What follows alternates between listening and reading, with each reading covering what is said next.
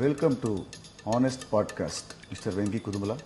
పాడ్కాస్టా? Podcast, honest podcast. Okay.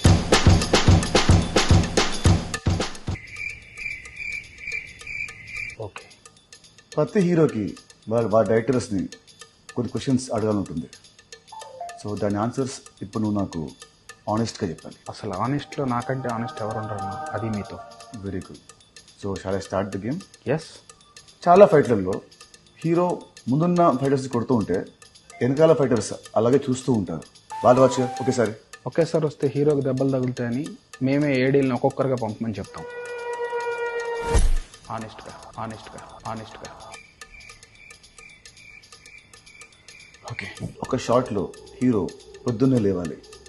అలా లేచినప్పుడు hero చాలా అందంగా జుట్టు చెదిరిపోకుండా జెల్లు పెట్టి స్ప్రే కొట్టి చాలా ఫ్రెష్గా వేస్తాడు.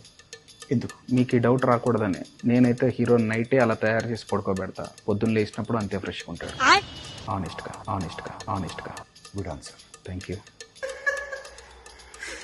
ఓకే. సినిమాలో హీరోయిన్ అంటే నార్త్ ఇండియా నుంచి రావాలా? ఎందుకు? ఇలాంటి క్వశ్చన్ అడిగే రోజు వస్తేనే నేను ఇప్పటిదాకా సౌత్ ఇండియన్స్ని పెట్టుకున్నా.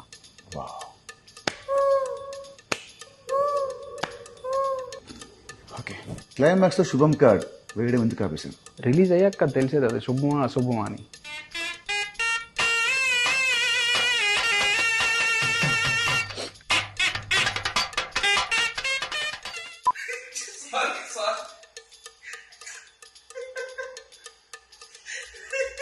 ఒక మార్కెట్లో అవుతుంది, ఒక మాస్ సాంగ్ షూట్ అవుతుంది. హీరో వస్తాడు, సడన్గా స్టెప్స్ ఇస్తాడు.